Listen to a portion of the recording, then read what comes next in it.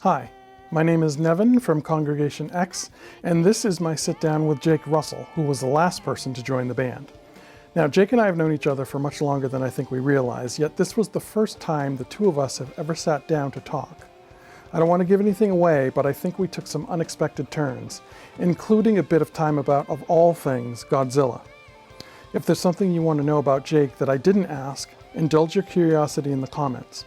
In the meantime, here's my conversation with the drummer of Congregation X, Jake Russell.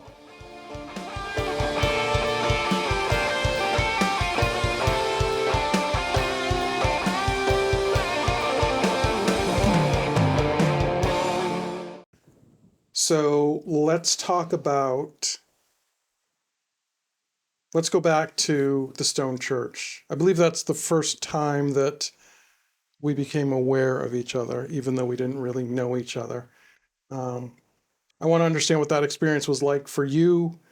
Obviously, we're different people. It would be a different thing. And then I want to jump forward to a conversation that you and I had at Book and Bar, which was more of an acknowledgement that the other existed. So let's talk about your experiences at the Stone Church. I started going to the Stone Church when I was a kid. I was 15. Yeah. I was young, and I was awful. I was trying to sing. I was trying to, I don't know. I was really bad. But yeah, the community there was awesome, and you were there you were playing your own thing, and then you were sitting in with a couple of other artists at the time, just on and off. And my little 15-year-old me was just like, oh, that guy, he's playing music. Yeah. And, yeah, I don't know. So you were in a band. You were playing drums in a band. I don't remember everybody that was in that band because a lot of them don't come around anymore. Yeah. The only one who still comes around occasionally is Ben. He was also a drummer. Yeah. Can you talk a little bit about that band? Do you remember that band, or how many bands were you in when you were? So it was funny. I was kind of in a lot of different projects, if you will, all over the place. But there were two bands that I was a part of when I was in high school, like actually starting out. And one was called Small Noise Complaint, and it was like more of a pop punk type of vibe, very Green Day-esque.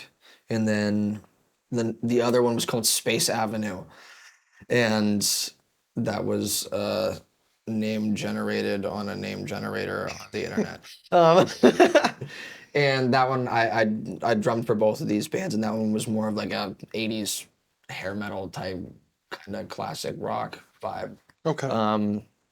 And I was never actually in an official band with Ben LeBeau, I think you're talking about. Right.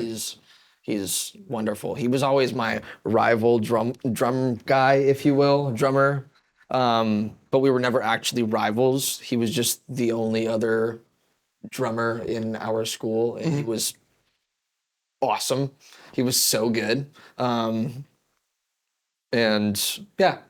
So when I decided that I wanted to do some singing stuff later along the line, I asked him to do some drumming stuff for me because he was the best drummer around. Yeah. Now, the names that you mentioned don't sound familiar to me in terms of band names. So I'm wondering, did you ever go to the Stone Church with either of those? Not Space Avenue. That one didn't make it out of high school. That one was like a talent show band. Okay. But Small Noise Complaint, we went all over the place until I don't remember how old I was when I had stopped playing with them. But we played all over the place. And we played at the Stone Church, I think once or twice as that band name. And then me and the singer branched off and started a different project that was pretty much the same project, just with lineup changes. And that band played at the Stone Church a couple times, and it was under a name that will not be Okay. named as of right now. Fair enough. There was there was a girl who played bass, and I'm trying to remember if she played with you when I saw you at the Stone Church, or if she played with Ben. I think she played with Ben, but that was Maddie. She was also a badass musician from my school. Okay. I went to school in Newmarket where the Stone Church is, and it just happens to be this place. When I went to school, there were so many talented musicians within a couple grades of me that were all around the area. And Ben and Maddie were two of them. They were both in a band together in high school. Okay. Yeah. One of the things that I noted, and I had just started going to the Stone Church open mic probably 2017, which is probably around where all this stuff lines up. Yeah. But one of the things that I noticed was the young talent that was coming in was raw, but it was really good. Yeah.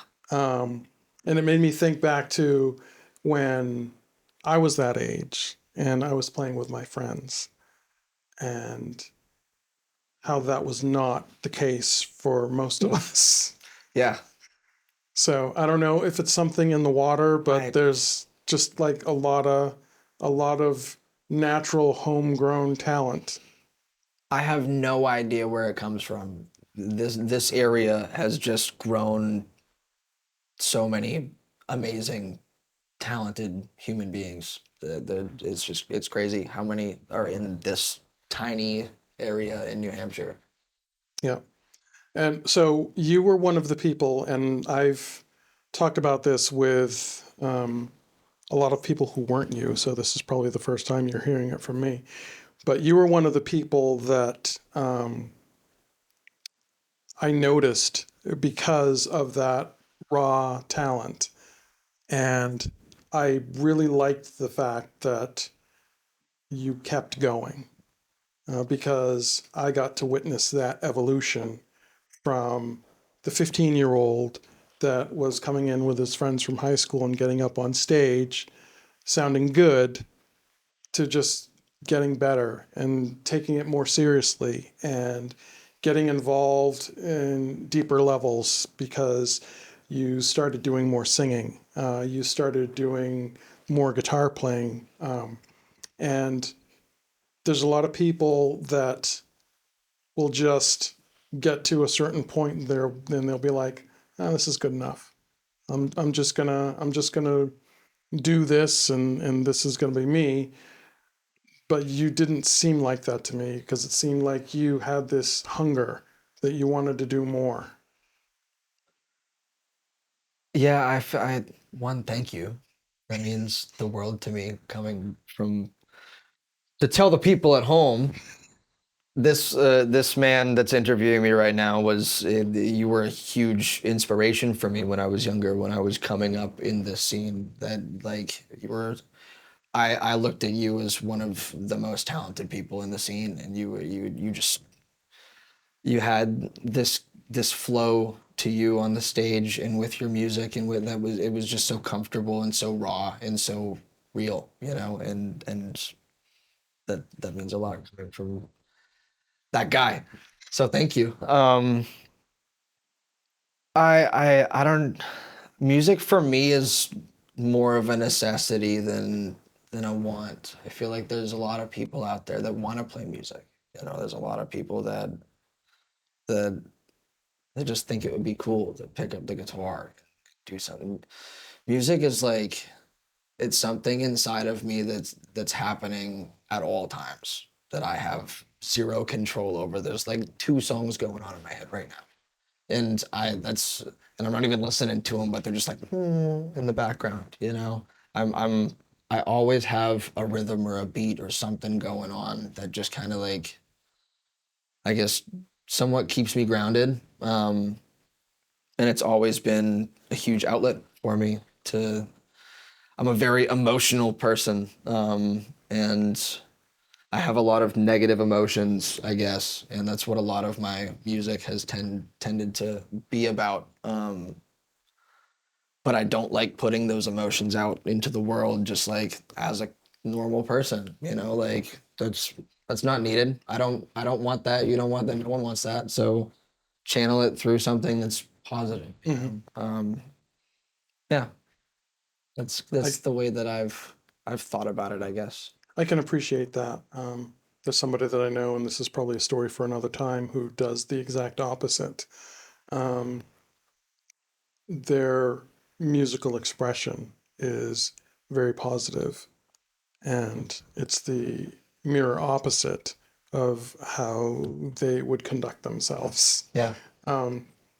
So it's interesting how people choose to channel that. I guess the next question I'm curious about is, do you enjoy music Oh my. in terms of your contribution and your need to do it? I love music. It's music is everything to me. It's I don't know. It's the strongest thing that I got. It's like it's like that one thing that you'll never lose. I just I need it, and it needs me. We're one and the same. So the reason I asked that question is um, I've never really thought all that much about whether or not I enjoy music. Um, I don't even know if the answer to that question is yes. Um, I do music because I don't know how to not do it. Yeah. So that's not really, that doesn't really have anything to do with how I feel about it emotionally. I feel like for me, the reason why it's so, I mean, I'm a very emotional person, one, so like everything's emotional for me. I hate that about myself, but I'm working on it. But I feel like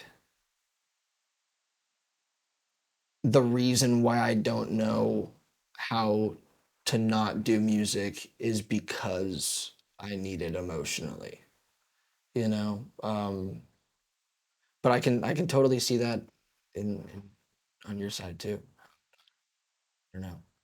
It being separate, Yeah, being it's just something that I do yeah, because I don't know how to not do it, it's just part of it. and I haven't really thought about it in Yeah, terms of whether or not I enjoy it because it almost doesn't matter yeah. whether or not I enjoy it. I feel like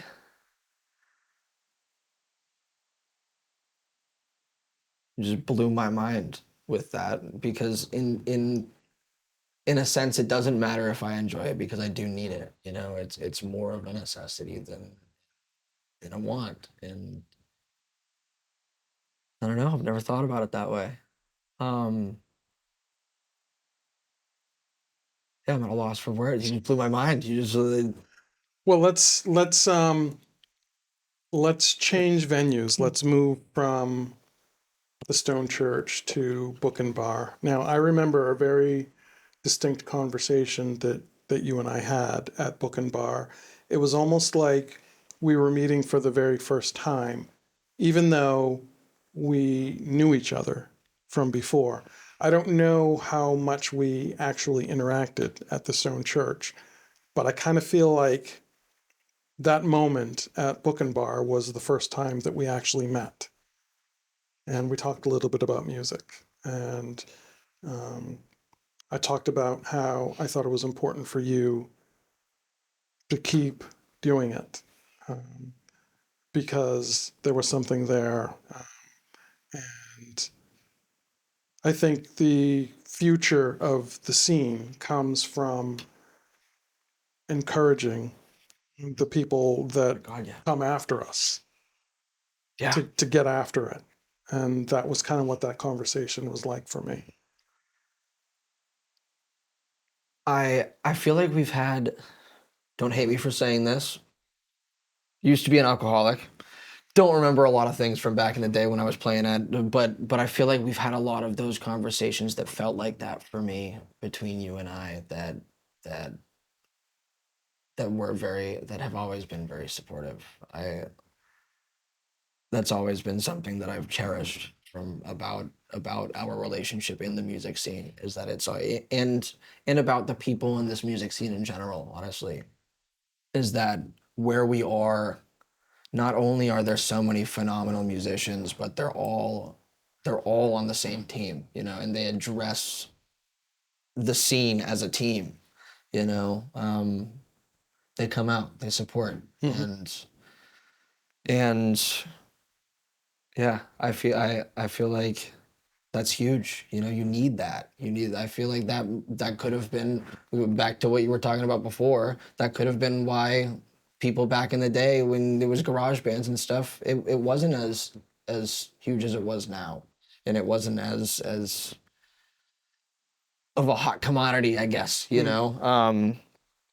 Maybe it's because you guys didn't have as much support. That were musicians like you, that were people doing the exact same thing, and that was so huge and is so huge to me in this scene and in this life, I guess.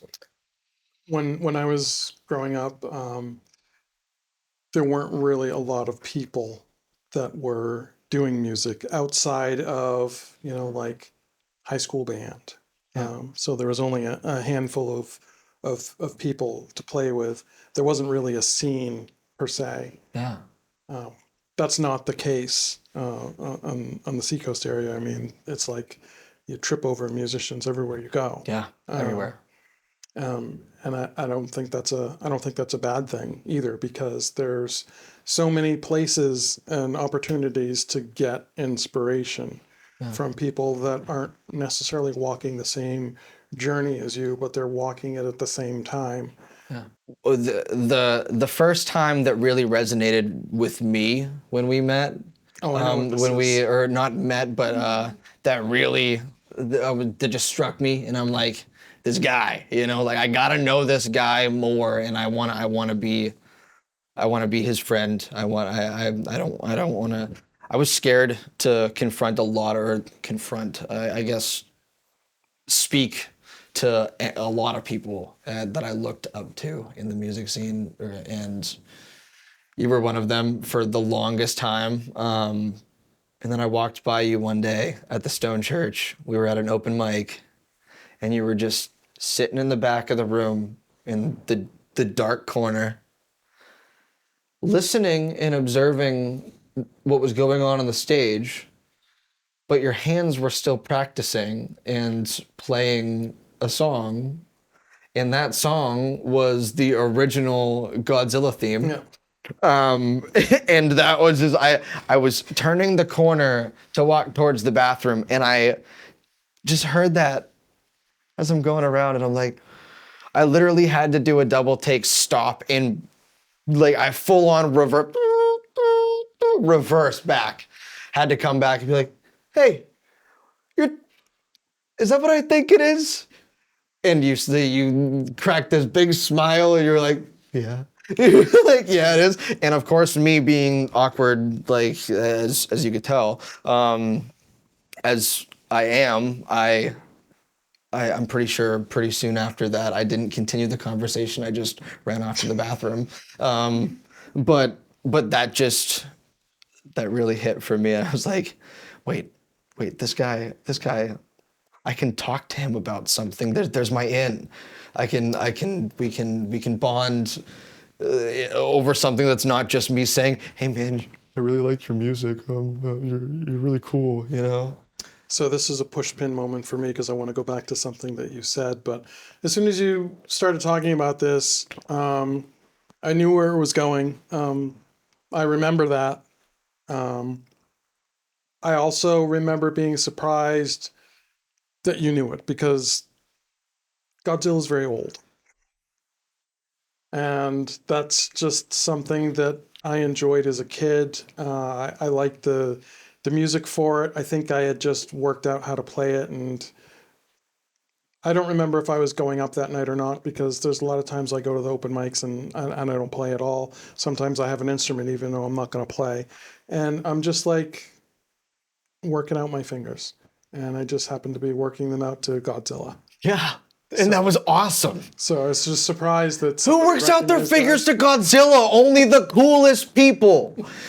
That was yeah. Godzilla was huge for me when I was a kid. It is old, but I mean, Godzilla's timeless. Yeah. They're making new Godzilla movies now, and they're some of them are amazing, some of them are, but still amazing. Right. You know, like it's Godzilla. Right. You can go wrong with a giant nuclear spined lizard destroying cities all the time. I feel like whenever there's a Godzilla movie that isn't received well by the critics, I feel like they're not getting it. Yes, 1,000%. It's like these haven't really changed all that much. There's a human story that's going on underneath. Every time. You're really not supposed to care about that. You're supposed to care about the monsters. It's always the build to the monster fight. Right. That's just all of the human stuff that's going on is all suspense to be and to drag your brain on to make that payoff of the monster fight the best thing in the world. Now Godzilla, I don't know if I'm allowed to talk about this, but Godzilla King of the Monsters, they did exactly what kind of everyone wanted for years, which was literally just throw an hour and a half of monsters duking it out at us. That was pretty cool. Yeah. By the way, just have to stop and say this. I feel like my justification for liking Godzilla was like the most Chad way I possibly could have said it. I'm like, come on, a giant nuclear lizard, man. I care about this nuclear lizard. He means a lot to me. Yeah. He, she, they are not just a nuclear lizard. They're a lot. Yeah. Look into it. And I think that they've done a fine job with some of the newer Godzilla movies. I mean, you know, it got to a point after I reached a certain age where even looking back on some of those movies just didn't hit the same because I knew that special effects had advanced and they could make them better than they did. They just didn't. Yeah. So, you know, when I think about the 2014 Godzilla movie and they did the reveal where it showed this big foot stomping down at that airport scene. It's like and turtle. Then it showed him for the first time. I thought that was pretty intense. Oh my God, I yeah. enjoyed that. Oh my God, yeah. And they built that movie like crazy. They had tried to make a Godzilla movie in the early I think it was 2000, maybe 2001. And it's a cult class. There's a lot of people that still love it, but most people didn't. It wasn't received very well. The 2014 one they built and they planned that one. You know, like that one was, I feel like, executed perfect for what for a modern take on the original Godzilla vibe. You know. Yeah.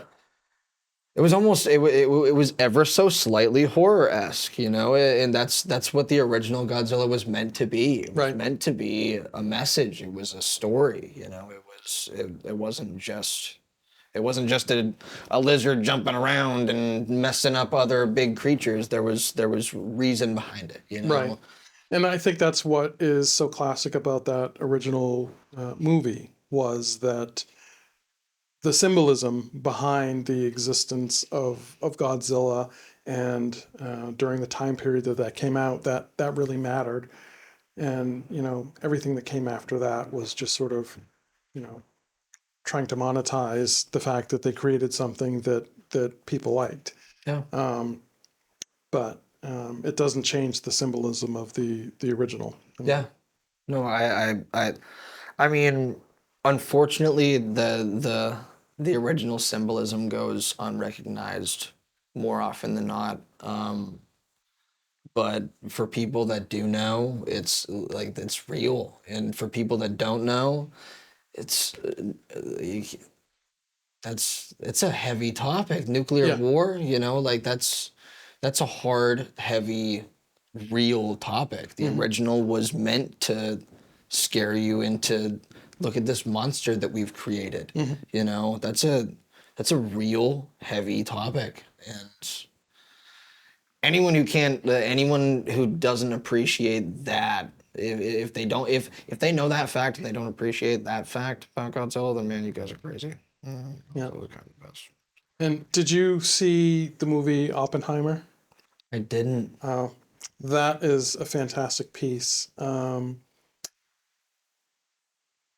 I really wish I talking did. about the impacts of nuclear devastation from a different point of view.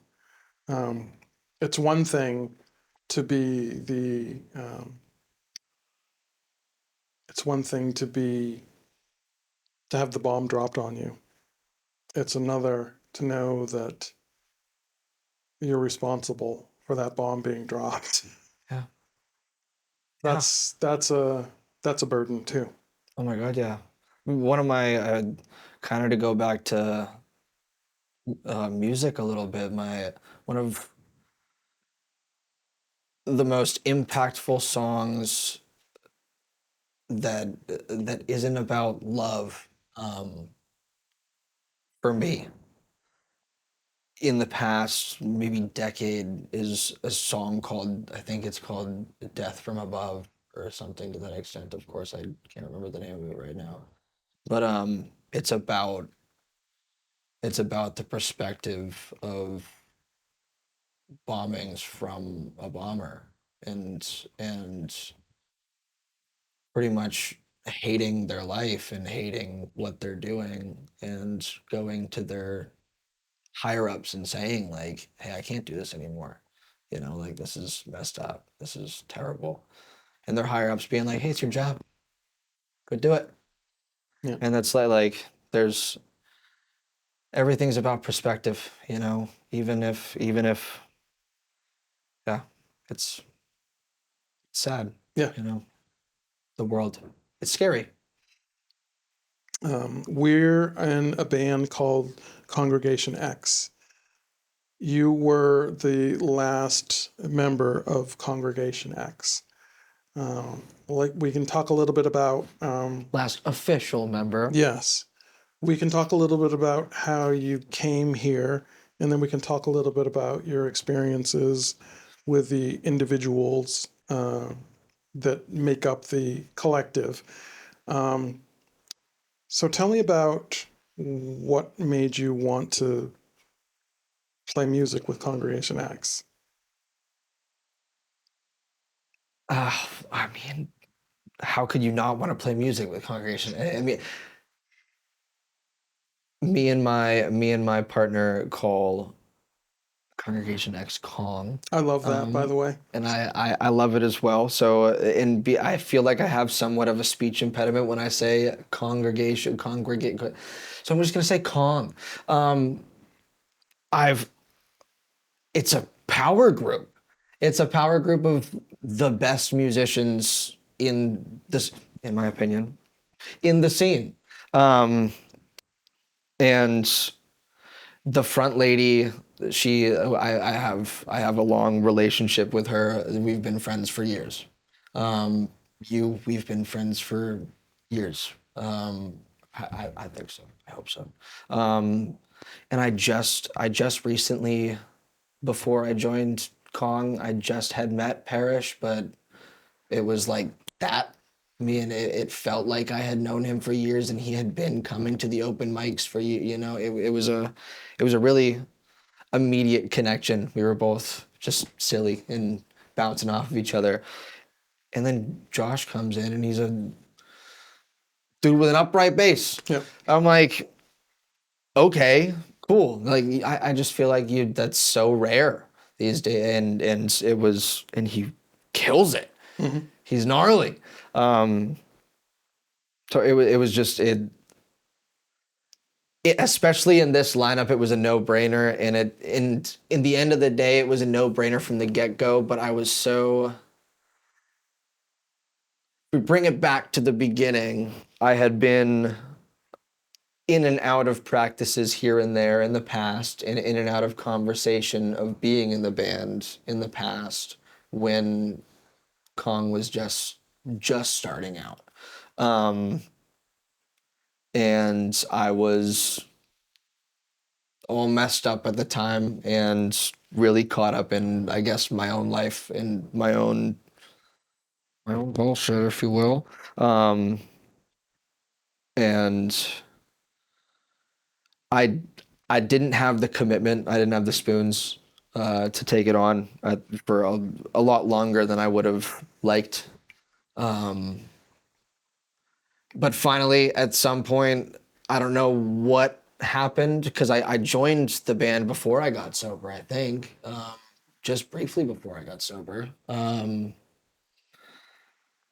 I don't know what switch flipped. I don't remember exactly, probably because I wasn't sober, exactly what flipped me to join, but I was like, all right, I'll come to a practice. Then I came to a practice and it was immediate. It was just wonderful. It was like the music that was coming out of the room was amazing. And it was the first project that I had ever been a part of musically as a drummer where I was given full reins to do whatever I wanted. And I'm traditionally a metal drummer. I play loud and I hit hard and I got a double bass pedal that I like to play around with. And the band welcomed me with open arms with all of that stuff in the style of music that we were doing. And that was wild to me and huge. That was an honor to be a part of it. I think that one of the things that I value about the band is that everybody comes from a different background, and as a result, they bring something different to the table stylistically. What is a strength to me is finding a way to make those differences work Yeah. together, as opposed to suggesting that somebody needs to do something that isn't authentic to what they do Yeah. in order to be here. So the idea of taking a metal drummer and saying, we need you to not play metal on this song, didn't seem like it would be the type of thing that would make it as an enjoyable an experience for you. And the same would go for anybody else. So it's always been my view that I want people to bring to the table what they have. Yeah. Obviously, you want to evolve, right? So you don't want to just always do the same thing. But you also want the agency of that evolution as opposed to someone telling you that you have to. Yeah. So I think that there's a lot of freedom as a result of that. Yeah. Oh, for sure. I mean, I feel like the biggest thing is that we all have. I agree that everyone in the band comes from a different background, and that is so cool.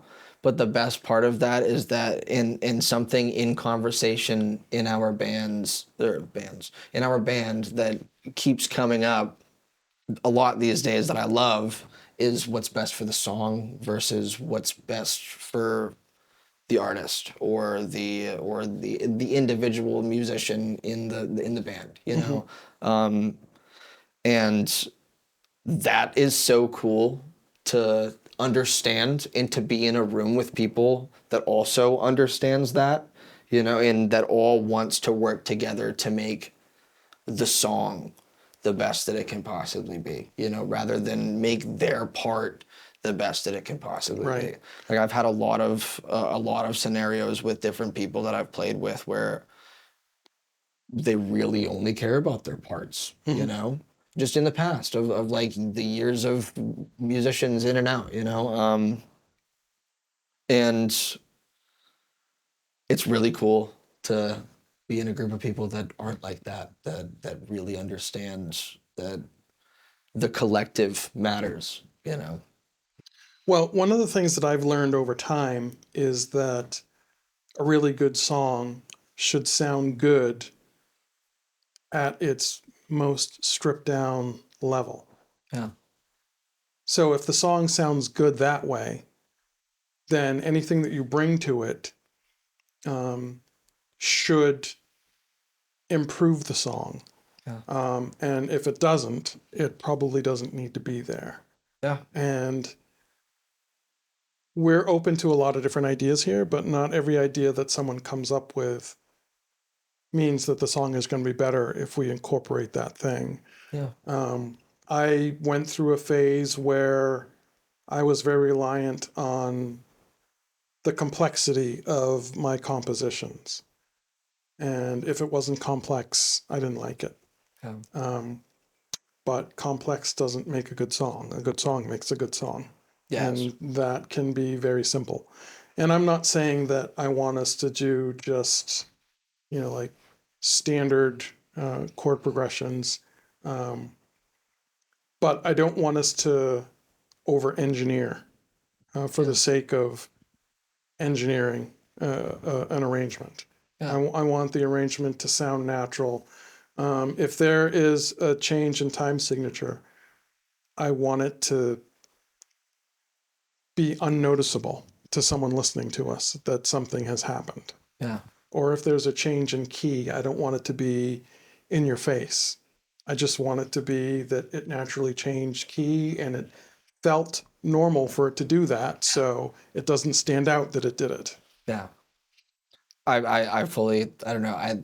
That's what I mean by we are on the same page about that. Yeah, as a bit like it's so wonderful being in a room of people that are all on the same page of that idea, I guess.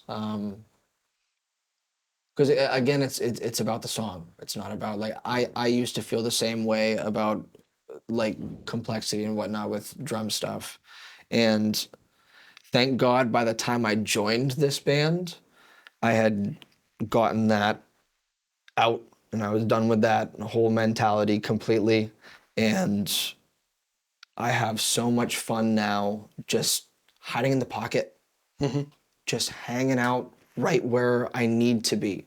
Not way over here, not way down here, like there's no and it flows like it I don't know, it feels right instead of just forcing it. Yeah, And I feel like that happens a lot. yeah.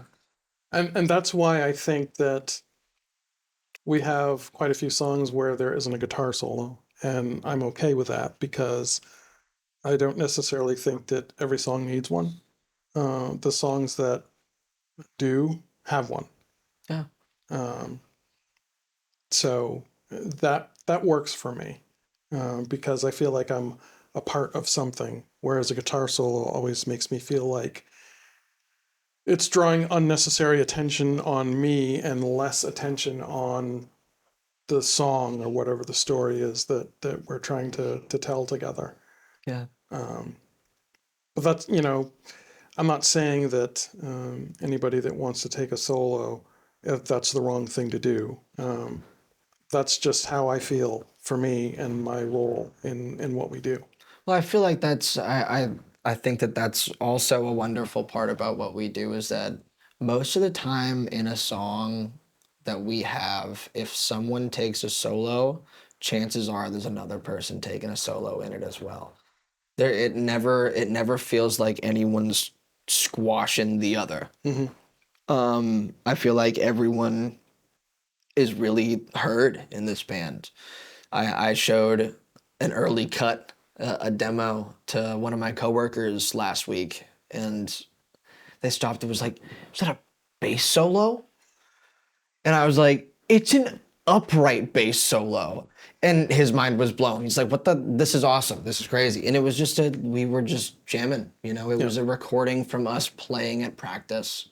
And it's just, I don't know. There's a mutual respect of the musicians and the sonic waves in this room. Everyone enters the danger room and it's like, all right, this is what we're doing.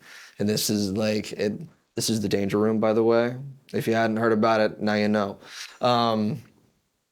Yeah, everyone. It seems like anyone that walks in that I've experienced in this room, they're just like, all right, it's work time. It's time to do what's best. And I think that Well, we've got a consistency because we get together every week, and I've been told by people who are not part of this band that they can tell by listening to us that we put in work, um, because in their opinion we have gotten better. And I think it's because we do have that consistency. Even though we're not necessarily always productive when we are here, I still think there's something to No be idea. said. No idea what you're talking about. I still think there's something to be said for the fact that we make the commitment to get together at least once a week and work on stuff. And then we get the opportunity to sort of demonstrate what we've been working on. And, we have earned supporters because of that discipline. And I'm thinking specifically of when we played at Milk Street, not for the fundraiser, but previously we had played at Milk Street. I think it might have been the open mic, I think so. and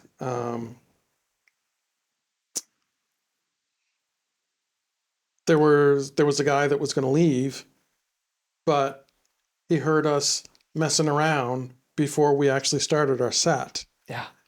and decided to stay because what we did was interesting enough to make him reconsider. Yeah. And then we performed, and he stayed for the whole thing. And he talked to me afterwards. So I always want to be careful about how I say this because it's not like we're superstars or anything like that. But there's a lot of people that have heard us that really like us. Well, I mean, I feel like I don't know. The best way that I can put it in the most respectful way possible is I'll just repeat that this band has just accidentally come together with all of the best, in my opinion, musicians in the area in their own crafts, and somehow came together to make this cohesive entity. It's I don't understand it at all, if I'm being honest. If it, like it It's wild that we have a jazz upright bass player like singing in the shower until a couple years ago, but still phenomenal, way out of anyone's league singer. I still know way too little about your background, but been playing guitar for years, extremely proficient in that. And upright, I already talked about him. Who else is in the band? Who else is in I think Parrish is in the band. Oh my God, yeah. There's that guy. Love that guy. He's singer-songwriter vibes. And then there's me. I scream at people for when I'm not in this band. My other band, I just yell at people all the time. Like we're all, but I don't know, without being the worst in sounding like a pompous asshole, it's some of my favorite musicians in the area. Well, I can talk all day about how great I think everybody else in the band is. Yeah. And I like to do that. I reserve those comments when it comes to talking about myself because I don't think that it's my place to say whether or not I'm good. I think it's my place to demonstrate what I can do and let other people decide whether or not they like me. Because, my goal isn't to be great or to be the best. It's just to be better than I was yesterday. And if I'm doing that, then that's really all that I care about. Just to let you know where my mindset is with that. I also wanted to mention that, in a way, you started this, right? So the reason that Alexandria started doing open mics is because of the connection that she had with you. And the reason that Alexandria and I connected is because she was doing open mics. and it just sort of snowballed from that. I don't take I don't take any credit for any of like Alexandria should have been singing on stages years ago. Oh, no doubt. She should have But been singing, she wasn't. like, and I borderline had no right singing on stages at the time that I met her. Um, I was nowhere close to as good. I mean, I've learned now. But yeah, yeah, and it was a weekly routine thing for me, and I was around Alexandria all the time. Well, that was during COVID, wasn't it? Yes, Right. we were So we were maybe stuck in maybe we quarantine can together for maybe we too can long. maybe we can thank COVID for Congregation X, because if it wasn't Yes, for COVID, then you two wouldn't have been in for that real. circle, and then you wouldn't have known about the singing. Thank you, COVID. Yeah. Thanks.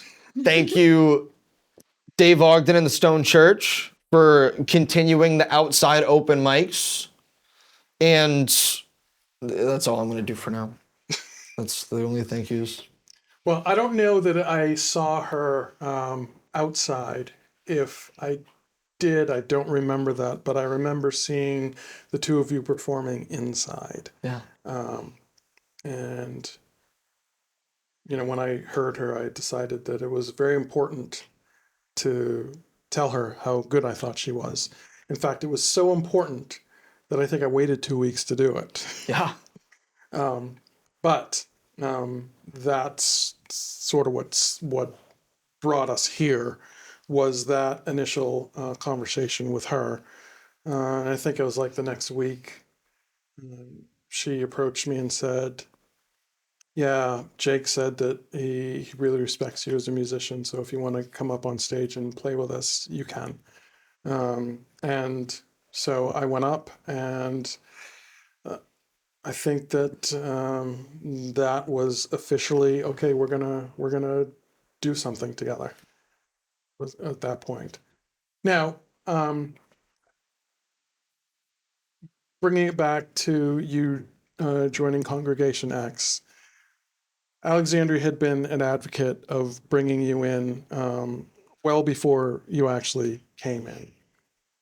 And I can remember we worked on RPM stuff together. Yeah.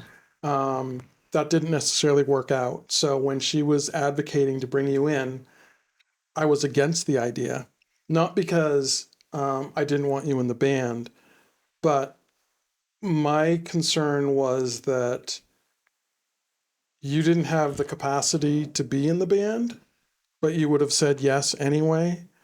And I didn't want to put you in that position. Yeah. So when the last time she came to me and she said that Jake's interested in joining the band, and it isn't me asking him, it's him coming up to me and saying, hey, I'm ready. That like changed things, because that wasn't us going to you and asking you and you not wanting to say no, even if you should. That was you being, yeah, now's the right time. Yeah. And so that was like the game changer. I had a I don't know how long we've been going now. A year at least, maybe just under, just over. Not sure off the top of my head. It's been some time. But I had some things go down in my life that really drove me to do what I needed to do and wanted to do for myself and to get better, to be better. And part of that was doing what I love. And I love singing. I'm a singer in a band, and I love that. It's wonderful. But I've been drumming since I was 10, and I've known about all of the artists in Congregation X for years, and or most of them. Most, yeah. And they're all, again, my favorite musicians in the area. And I'd be a fool to not try. And I was a fool for a long time to not try. And I did try. for a little while there, but I was flaky. I wasn't ready, and I was really bummed about that. And I hated being like that. But I got to a point where I wanted to buckle down and do what mattered to me. One and two, play more music and dive into the scene. There was something that you had mentioned earlier that I put a push pin in, and I forgot what the pin is for. Something about that interaction. And maybe I was gonna get into how I'm not necessarily the most approachable person at the open mics. Um, so I think that creates this mystique where people sort of project things on me about what I must be like, um, because they don't really know, because they Yeah. don't know me. And you had mentioned that you don't. Here's the pin. You had mentioned that you don't necessarily approach, or you didn't approach people that you held in high regard in the scene. I don't necessarily approach people either, um, regardless of my opinion about them in terms of their artistry or whatever. It's just that I tend to keep to myself, um, so that people can sort of have their experience. Yeah. And if somebody wants to come over and talk to me, um, we can have a great conversation. Yeah. But I don't want them to feel like they have to talk to me. So I usually just sit in the back and play cards or whatever I'm doing. And if somebody comes up to me, we'll have an interaction. If they don't, then that's fine. They're doing whatever it is that they wanted to do instead. Yeah. I mean, I there's something special about that. I feel like there's a lot of people in just the world that don't have that mindset, and they're in your face, and they're so that's it's a cool that's a that's a cool thing to recognize, I guess, and to be thinking about. It's cool that you're conscious of other people's time like that, and what they're doing and whatnot. But I was I can't stress enough that, especially with you, and especially like it wasn't about that I didn't want to talk to you, and it's never about anything like it was. I held you at it was a high regard type thing where it was like I don't have the right to speak to this man.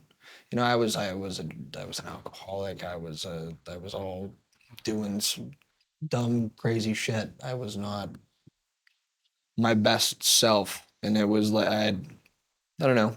It was almost a worthiness type thing for me, you know? Like it's like this guy's professional. He's well put together.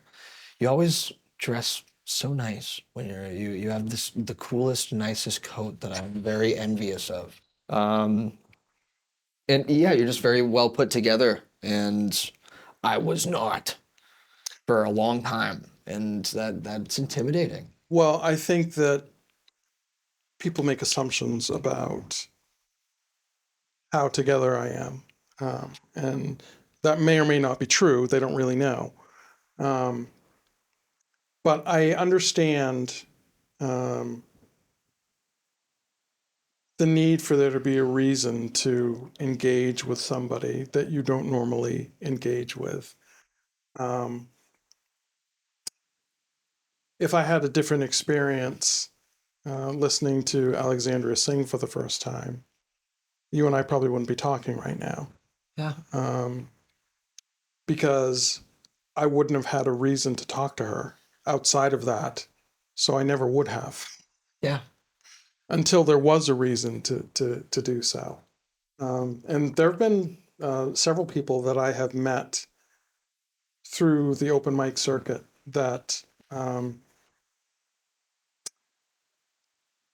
it took a long time for me to get to know them because I didn't have a reason to talk to them, or at least I didn't think that I had a reason to talk to them.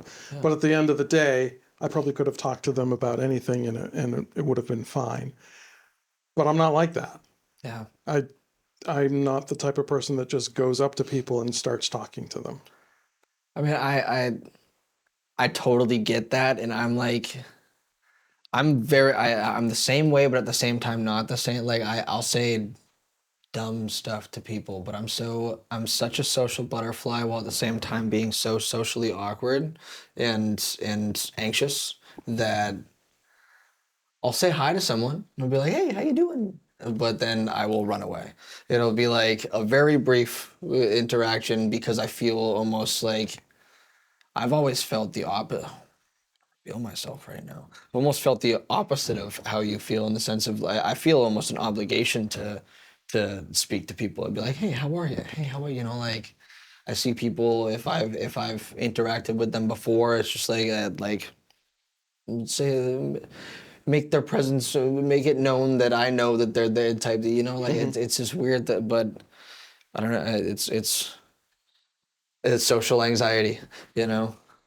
I have my own, and I manage it differently. All perspective. But yeah, Full circle. and that's why when I talk about, people sort of project their interpretation of what I must be like Yeah. on me, because nobody really knows how I feel or how I think about certain situations, and they make this assumption that, oh, this person, he has everything all worked out and he's all together, and I'm a mess just like everybody else. I'm just messy in different ways. Yeah. I mean, I I can't. Yeah, I I don't know. I don't take this the wrong way, but I've always known like I'm no stranger to the danger of existence, you know, of the burden of life, and of like and I know you got your things, you know. I know you got your your stresses but like that's something I've always really appreciated that about different people and about like the again it's one more time it's all about perspective. Um, I I feel like empathy is lacking a lot, and in this day and age, if people would have it and just like be chill, then that would be that'd be pretty nice. That would make things better, you know. Just like understand that people aren't coming from the same spot as Right. you know, and and I've gotten projections all the time of who I am and who I'm interpreted to be, and honestly. Unfortunately, it's a little bit more. I've found that sometimes it's more negative than I'd like it to be. But then we sit down and have a conversation, and I'm completely different than anyone than I could have ever been in someone's mind. You know, sorry, I'm bad with words. That's okay. I mean, Um, it's at the end of the day, the only way that you really get to know somebody is to have some sort of an interaction with them. yeah, And, hopefully those interactions are positive, because at the end of the day, not everybody's going to be the best version of themselves.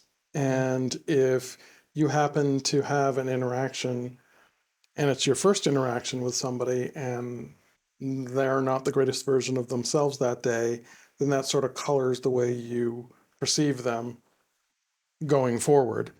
Unless you have you open yourself up to the idea of, well, maybe it'll be different under these circumstances. And then you discover that, okay, this person's just like me. They're just having a bad day that last time we talked.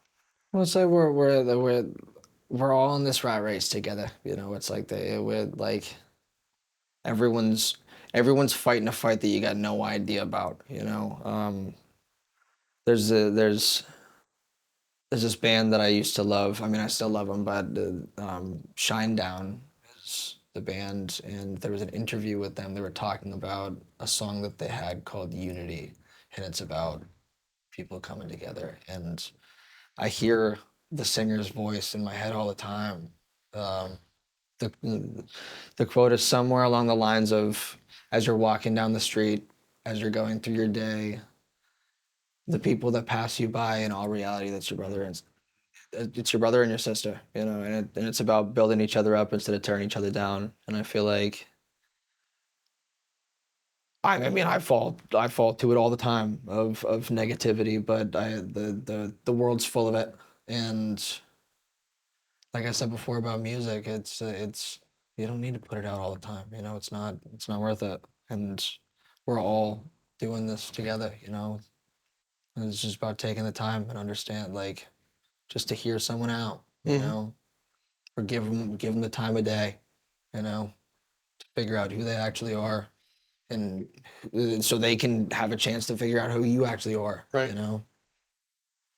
Yeah. I suspect that you didn't anticipate that this is where this conversation was going to go. No. But I'm all about the deep conversations. I like that stuff. Yeah. I'm super existential these days. A very good friend of mine reached out to me a couple of months ago. It was someone that I used to be more actively involved with musically, and they called me up, said that they were going to be in the area, and they wanted to do music, and they said they knew that if they're going to be in the area and they wanted to do music, that they call me. So she came over, and we spent like the first 2 hours just like catching up because we hadn't talked in a long time, and our conversations go deep quickly. And she was joking and said that I have this deck of cards that I carry in my bag, um, with questions to start deep conversations with people so that you're not just talking surface level. And she said, I didn't even need them here She has because, an actual deck of cards yeah, for that? Oh my God, that's awesome. yeah. And so, just for the heck of it, we went through a couple of the cards. Um, but I think that where we naturally went on our own was probably deeper than what those cards had to offer. Um, but I just thought it was funny that she had them, and where we've ended up sort of made me think of that experience. Yeah. I feel I feel like we're at the point now where I've known you for long enough, and I met you when I was before I was a mess. And then I don't know. I feel like you've watched my cycle from the outside. You Right. know what I mean? So I guess I feel somewhat more and we're closer now. We've built a relationship, and that I cherish with all my heart. And I feel like we can talk about these things. You know? We can We can. keep this shit safe. I swear to God. So, and Alexandria knows this through her experiences here, but this has always been a space where people can come in and they can talk about whatever they want to talk about, and there isn't judgment. There's just, let's have a conversation about this thing, whatever it happens to be. Um, you and I have gotten to know each other better since we've been in the band together, but this is probably the first time that we have sat down and just had a one-on-one conversation. And I am, maybe impressed is too strong a word, but it's the one I'm going to use, that it felt natural and comfortable to just go into those spaces, um, because we don't have a history for that. Yeah. I mean, I don't know. I am too. But I don't know.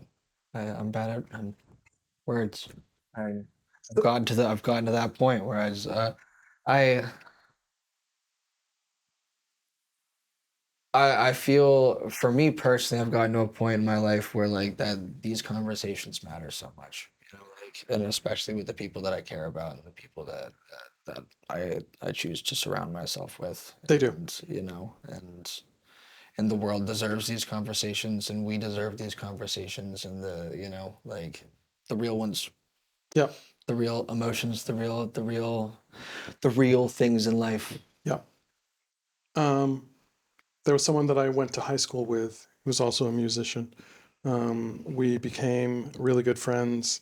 Um, it was senior English class, and we discovered that we both loved the Beatles, and so that was like the that was the in.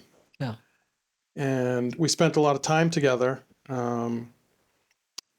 for several years after that, and we eventually grew apart because we ended up in different parts of the state. But we ended up back in contact, and we started a writing project together probably a couple of years ago. The idea is still good, and we're probably still going to make some progress on that. It's just a little slower than I intended. But we would sit in here and we would have conversations similar to this. And because we were writing together, like we would go to the town that we grew up in and we'd walk around and then we'd find a place to sit and we would just write for 10 minutes and then we would share. We learned so much about each other by doing that and by having the types of conversations that we weren't mature enough to have when we were younger. Because when we were younger, we were sort of using each other as an escape from the things that was causing us grief in our everyday life.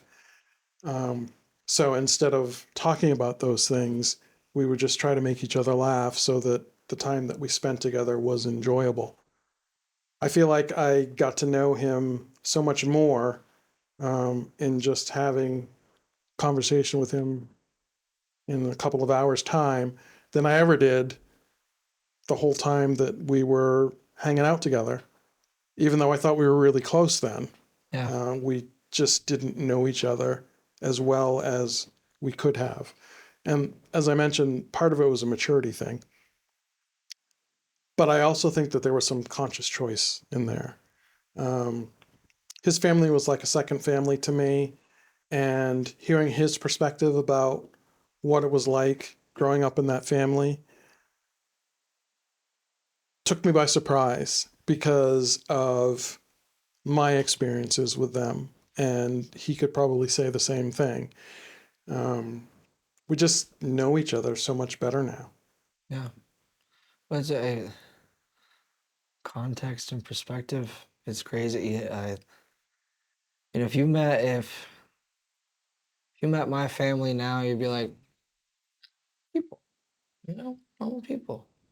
But there's plenty of things, I'm sure the same goes for you, like you were saying about your friend and his family and your family, and like there's so much that's just if you don't take the time to talk about it, then it's just slipped under the rug. And Yeah, I love that you mentioned that you had a friend that just had a deck of cards for like good questions, for good deep questions, because that's a crazy good idea for a lot of people to just do. yeah, I mean, I don't have to because I'm overly emotional and tend to sometimes share too much these days. But that's those like that's so huge, like the conversation and taking that time, like that matters. I think that matters a lot, especially if you're gonna be someone's friend, if yeah, you're gonna be, like that. I fully agree that it's a maturity thing. I think that it's like when I was younger, I had so many friends that were just distractions. I had so many people that were just I had so many friends. I didn't know what to do with all of them. hmm, Like I was here, there, I was everywhere. I was doing something all the time to distract myself. And time catches up to you. You can't distract yourself all the time. Like it's not much you can do about Right. your head, like in memories and things, and there's only so much distraction you can do, and then like once you choose to face that head on and have that, like, I don't know, it it opens a lot of doors, I think, and especially when you choose to have that to open that door with other people, like Hmm. that's it you learn a lot. Hmm. Learn about yourself, and you learn about the people that are important to you. Um, it's kind of critical, I think. I fully agree. I almost feel like this is an unnatural segue, but I feel like I need to close this in a similar vein to how I closed the others and ask you about, have you thought about what the future might look like for Congregation X? Man, I've thought about it in so many a lot in many different ways. When I joined Congregation X, I was the front man of my own project, and it was all the music. It's my music. It's the stuff that I write, and it's all stuff that's very important to me. Um, and as time has gone on, I've been when I started, I was like, well, I'm gonna drum for this band, and but I'm just gonna be the drummer. Like that's my spot. That's all I am. I'll do what I'm told and have some fun, and then I'll have my thing. And it slowly evolved into like, man, this is awesome. I it's and it's comfortable and it's natural and it feels right, and I'm at some points more excited for where we're going and what we're doing than I am for my own project, and that's crazy. That's wild. But I mean, we've talked about playing on stages of SNL. We've Hmm. got we've I mean, but we all got big dreams, and I think that's awesome. Like I had that has never been a dream of mine, and then it was brought up, and I was like, Why not? yes, yes, that sounds amazing. And there's just like, yeah, there's a rapport with this band, and there's a connection with the people, and it feels right. It makes it easy. So I'm just going to say that you mentioned that the mindset when you initially joined was that you were going to be the drummer, and that was it. It has never been my thinking that anybody would come in here and not feel like they have just as much skin in the game as everybody else. So you're not just the drummer. Alexandria is not just the singer. Josh is not just the bass player. This is something that we collectively um, own, and we get to decide what to do with that together. Um, and I knew it was probably going to take some time, but it was a goal of mine to get you to feel that and believe that. Yeah, I mean it. You have a million billion trillion percent succeeded. In the Yeah, I'm like 12. I just said a million billion trillion. Um, I don't know. The fact that we're having this conversation right now says all that it should. Like that. I've become so comfortable and happy in this position, and in this, like, where we all have such a a mutual understanding. And even when we get off and we start yelling at each other, which very rarely do we actually raise voices or anything, but like there's a connection with the people and an understanding of the music, and that's really of the music being good, you know, and the music being whatever it wants to be and whatever it needs to be. And that's so rare in music. In my experience, there's a lot of it, including myself, there's a lot of egotistical people that have a vision in their head, and that is it. No other input, no nothing. There's no growth. There's no like, oh, they'll write the whole song and then someone else will learn the parts, and that's it, you know. But I've never been a part of a project where we all collectively do it together, and that is the congregation Yeah. of the X. Yeah. And That is we. that's like an important part of it right there, is that, and that's why I want us to all feel like we own this collectively, as opposed to there's one person that's like setting the direction. I think that we can make this whatever we want it to be. We can take it wherever we want to take it. We just need to have the right conversations. And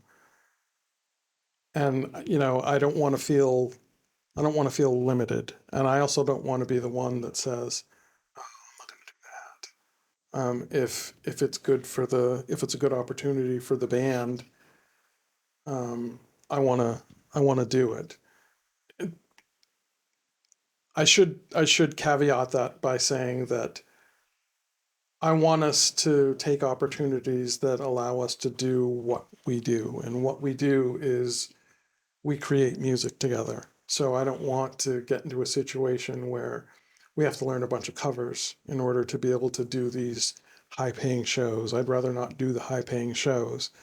I want to do stuff that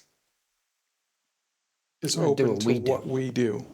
I don't want to be defined by our audience. I want to create and find the audience that's interested in what we create, and look for opportunities that is going to allow us to do that.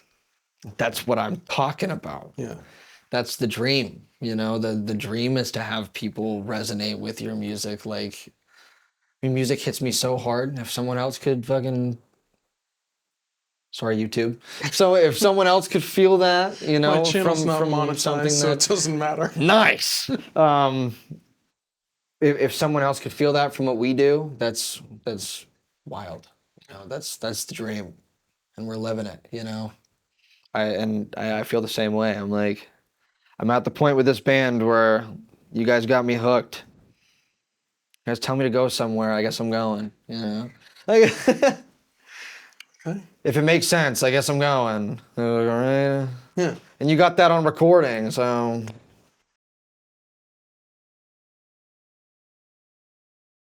I'd like to thank Jake for taking the time to sit down and chat for a bit. I'd also like to thank Alexandria, who was in the shadows, restarting one of the cameras every 20 minutes in order to make this work. The next one-on-one will be with Joshua, who plays the double bass. He comes to CX from a different path. Unlike the others, I didn't meet him through the open mic scene. He just showed up at my house one day. He was the guest of a guest Alexandria invited to one of our early rehearsals. I assume we'll talk about that and some other things. But until then, thank you all for watching.